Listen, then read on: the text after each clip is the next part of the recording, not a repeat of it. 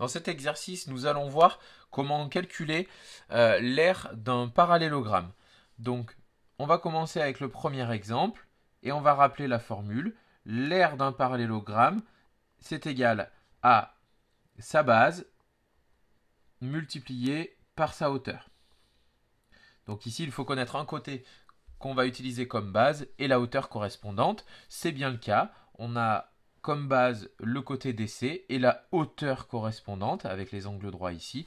On la connaît aussi, elle fait 1,5 cm. On va obtenir alors un calcul qui va être de 4 fois 1,5, autrement dit 6. Attention aux unités, ici on a des longueurs en centimètres, donc on a une aire en centimètres carrés. Pensez à préciser l'unité de mesure à la fin. Pour la question B, dans ce cas-là, ici, on a plusieurs informations. Les deux côtés qui mesurent 8 cm, les deux côtés qui mesurent 3 cm, et ici, une hauteur qui mesure 2,5 cm. Donc pour calculer l'aire, on va utiliser toujours la même formule, base multipliée par hauteur, mais attention à aller chercher la bonne information.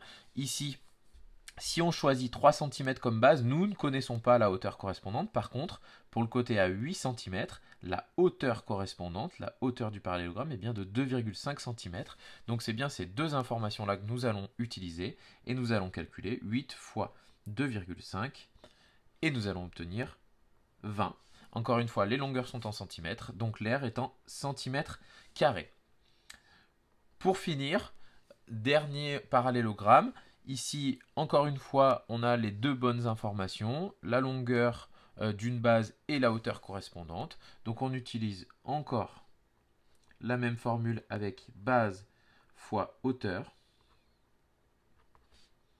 Et on va obtenir 6 multiplié par 3,5 et on va trouver 21. Attention ici, le petit piège, c'est l'unité de mesure qui ici est donnée en décimètres, donc on aura une aire en décimètres carrés. Attention aux unités. Voilà pour l'utilisation de la formule de l'aire d'un parallélogramme.